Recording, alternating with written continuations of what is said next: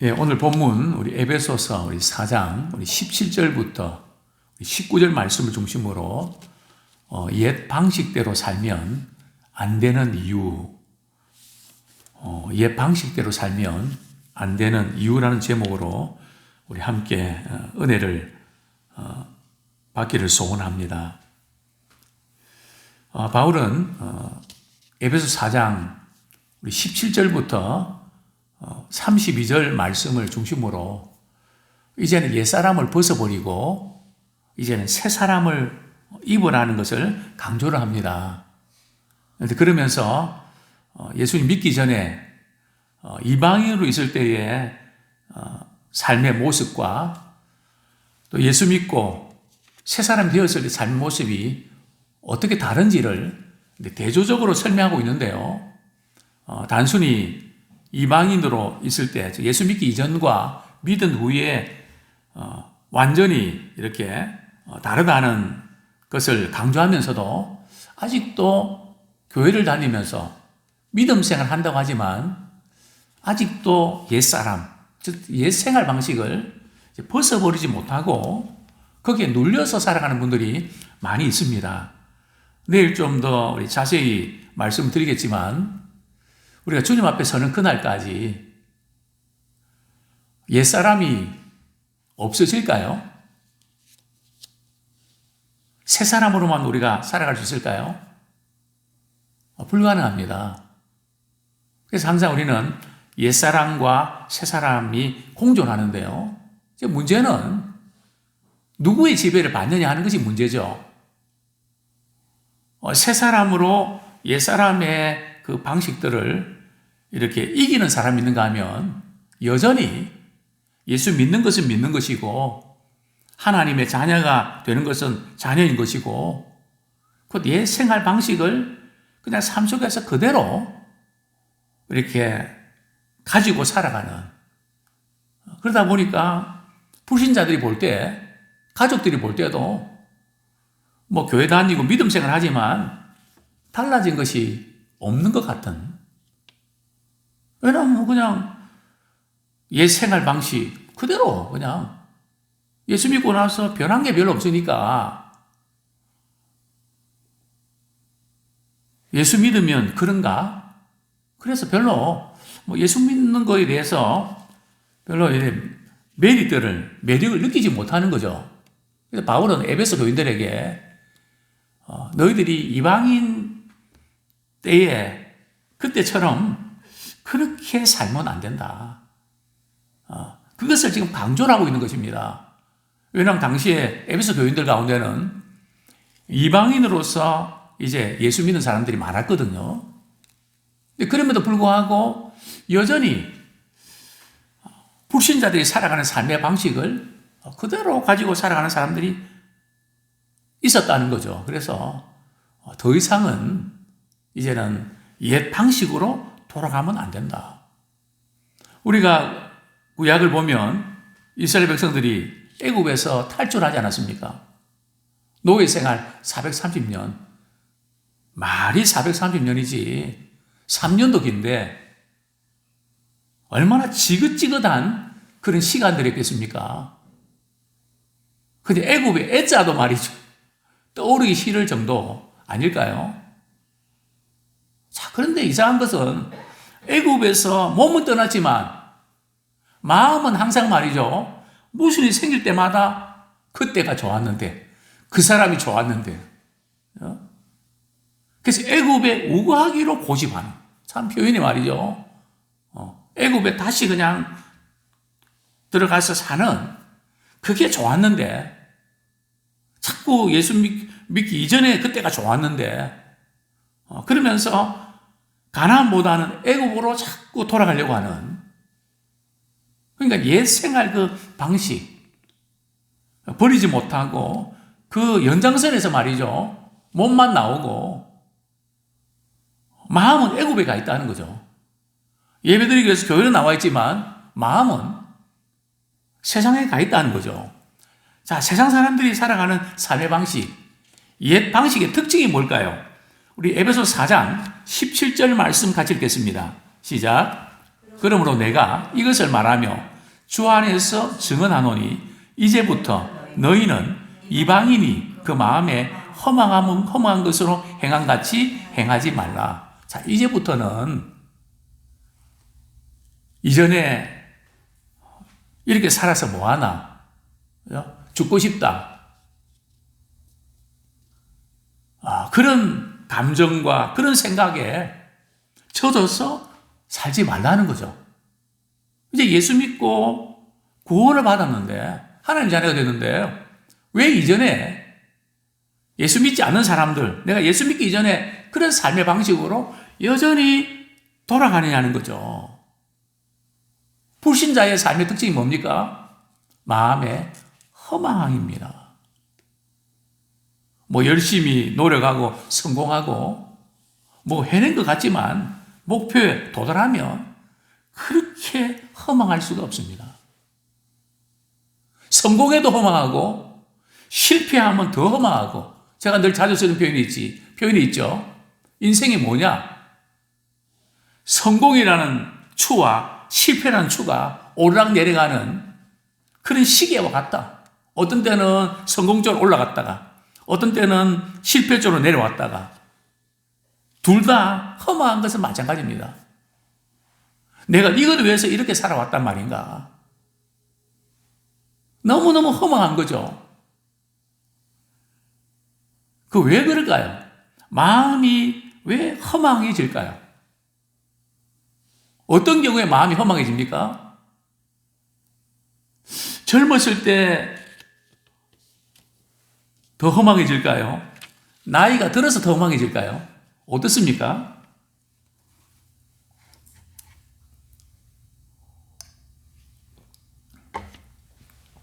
뭐 나이에 관계없이 허망한 것은 마찬가지인데, 아무래도 나이가 많아지다 보면 허망함도 그만큼 많아질 수 있겠죠. 근데 허망하게 되는 이유가 뭘까요? 허망하게 되는 이유는 삶의 목적을 상실할 때입니다. 우리 신자도 항상 우리가 어떻게 허망해지는가 하면, 이렇게 힘들게 살아서 뭐 하겠나? 이렇게 외롭게 살아서 뭐 하겠냐? 아무도 알아주지 않고 이렇게 사는데 뭐 하겠냐? 그러니까 그 왜 뭐 이렇게 살아야 되는가 하는 것은 목적 상실이거든요. 신자가 목적을 상실하면 허망해집니다. 우리의 목적이 뭘까요?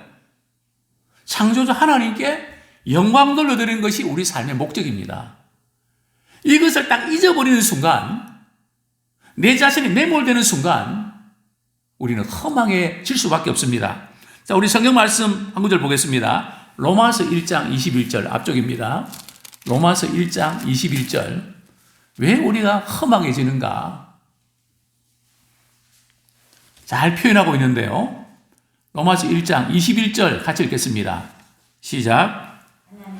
하나님을 알되 하나님을 영어롭게도 아니하며 감사하지도 아니하고 오히려 그 생각이 허망하여지며 미련한 마음이 어두워졌나니.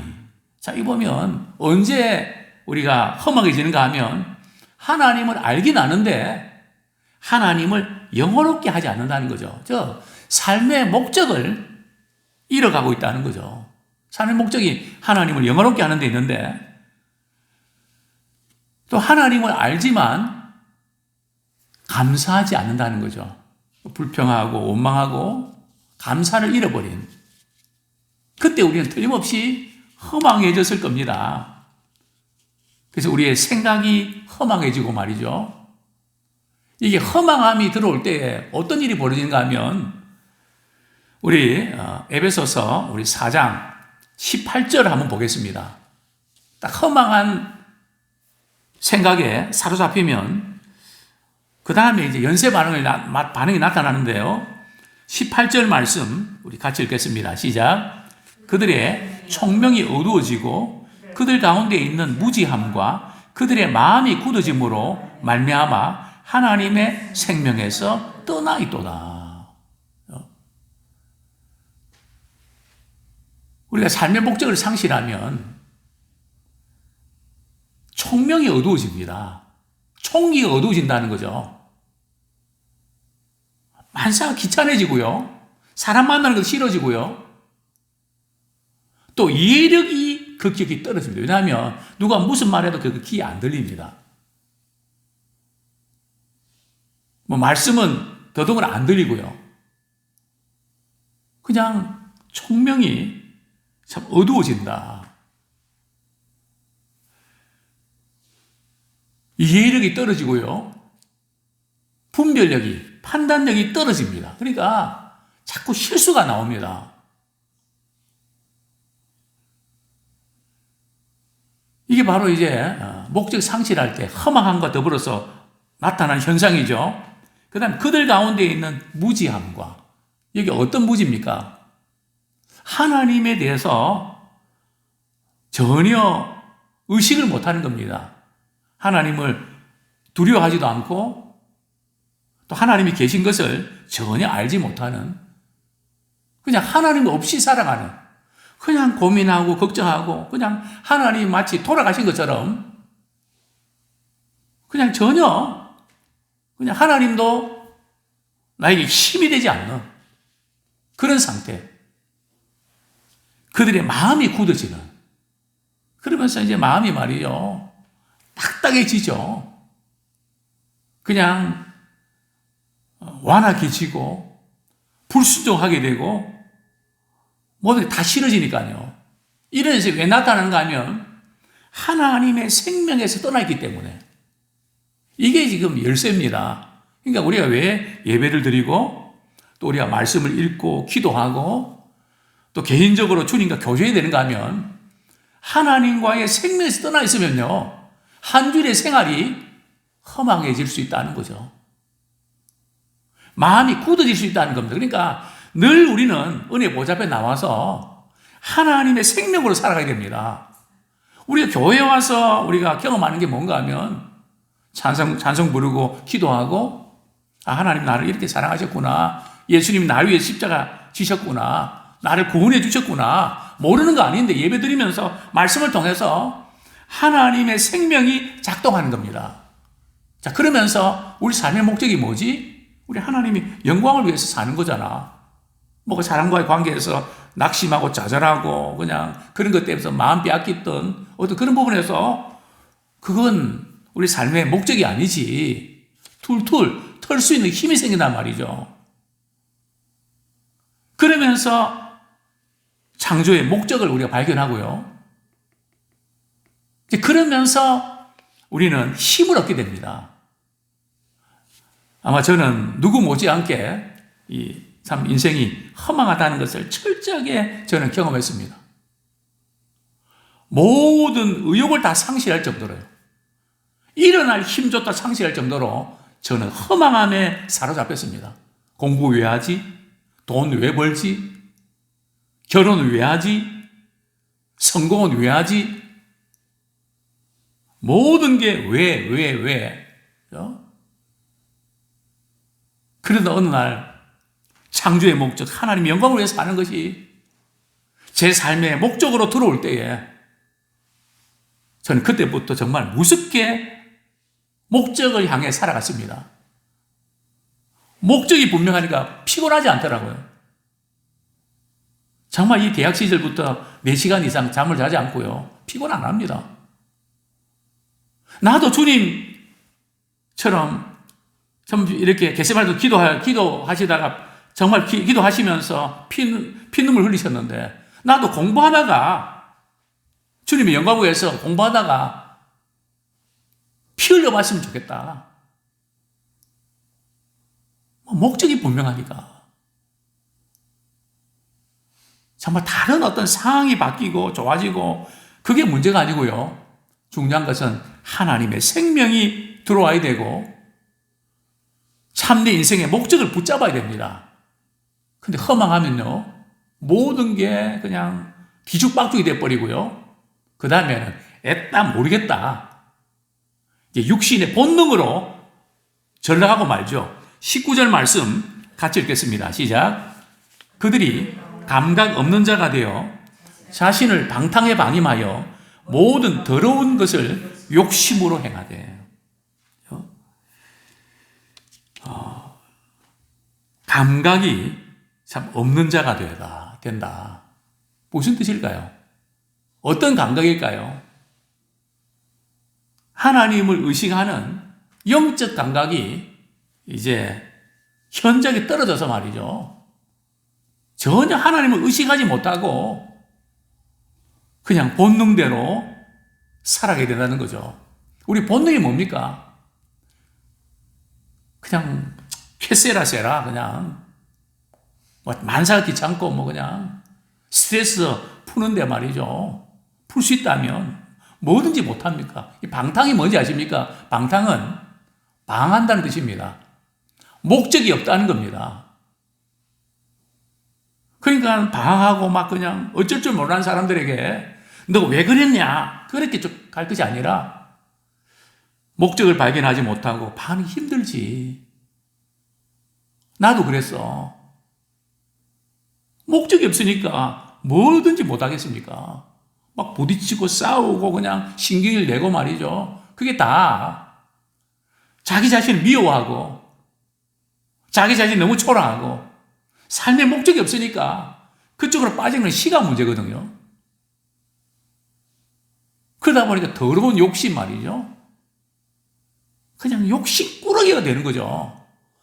자, 이 단계가 또 3단계가 있는데요. 우리 로마서 1장 우리 28절 말씀을 읽도록 하겠습니다. 로마서 1장 28절 읽고 말씀 정리하겠습니다. 로마서 1장 28절 같이 읽겠습니다. 시작. 또한 그들이 마음에 하나님 두기를 싫어하며 하나님께서 그들을 그 상실한 마음대로 내버려 두사 합당하지 못한 일을 하게 하셨으니. 자, 인간이 왜 마음이 허망하고 마음이 어두워지고 생각이 둔해지는가 하면 우리 25절 같이 읽겠습니다. 이것 때문이죠. 시작. 이는 그들이 하나님의 진리를 거짓 것으로 바꾸어 피조물을 조물주보다 더 경배하고 섬김이라. 주는 곧 영원히 찬송할 이시로다. 아멘. 그러니까 진리를 거짓 것으로 바꿨다는 거죠. 진리보다는 말씀보다는 다른 것에 더 마음이 많이 빼앗기고 하나님보다 다른 세상의 돈, 또 명예, 성공, 사람, 피조물을 말이죠. 조물주보다 더 경배하고 섬기는 그러니까 바꿔치기 해서 그런 거죠. 그러니까 예배는 말이죠. 세상에 살면서 참 이거 바꾸어 섬기는 그런 삶의 방식이 예배를 통해서 먼저 그의 나라와 의를 구하는 삶의 우선순위가 바뀌면서 회복이 되는 겁니다. 그게 예배입니다. 자, 이제 바꾸어 섬기니까 어떤 일이 벌어집니까? 26절에 보면요. 부끄러운 욕심에, 그죠? 죄의 실체는 욕심이거든요. 부끄러운 욕심. 자, 어떻게 이제 이렇게 되는가 하면 우리 28절에 보면 3단계 있는데요. 첫 번째는 또한 그들이 마음에 하나님 두기를 싫어하며. 우리 부부싸움하고 말이죠. 마음 상하고 힘들면 제일 먼저 말이죠. 성경 말씀을 읽는 것도 싫고 예배 드린 것도 싫고 말이죠. 마음에 하나님 두기를 싫어합니다. 그게 부담이 됩니다. 사실 여기에 문제가 있거든요. 마음에 하나님 모시고 그분을 향하면 회복이 되는데 마음에 하나님 두기를 싫어. 왜냐하면 내 마음대로 하려고 그러니까 말씀을 들으면 그게 부담이 되잖아요. 첫 번째는 마음에 하나님 두기를 싫어한다는 거죠. 이게 이제 문제입니다. 자, 두 번째는요. 하나님 두기를 싫어하면 어떤 일이 벌어질까요?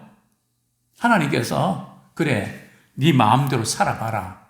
상실한 마음대로 하나님이 내버려 두세요. 사실은 하나님이 사랑하는 사람은 조금만 잘못도 때립니다. 그러나 아무리 기회를 줘도 자기 고집하는 사람은요, 그냥 둡니다. 사실 그냥 두는 것이 좋은 걸까요? 나쁜 걸까요? 근데 어떤 분들은 부러워하더라고요. 저는 기도하고 열심히 하는데 조금만 잘못하면 때리시고, 저 사람은 그냥 기도도 안 하고 믿음을 안 하는데 잘만 넘어가고, 그게 잘 넘어가는 겁니까? 우리가 그렇게 보이는 것이지, 보이지만 하나님께서 상실한 마음대로 내버려 두시는, 그 굉장히 위험한 겁니다. 내버려 두시면 어떤 일이 벌리는지 아십니까? 합당치 못한 일을 자꾸 하게 된단 말이죠. 죄를 골라서 짓는다는 거죠. 근데 하나님을 사랑하면서 잘못한 길로 갈 때 때릴 때는요, 때리면 맞으면서 힘들어하면서 우리는 하나님이 기뻐하신 뜻을 행하게 된다는 겁니다. 이게 하나님의 방식입니다. 아무쪼록 우리도 모르게 마음에 허망한 일들, 옛날 생활 방식으로 이제 돌아가려고 할 때에 우리 말씀 붙잡으면서 우리는 이같이 배우지 않겠다. 다시는 옛 방식대로 나는 돌아가지 않을 거야. 결단하고 믿음으로 승리하기를 축원합니다.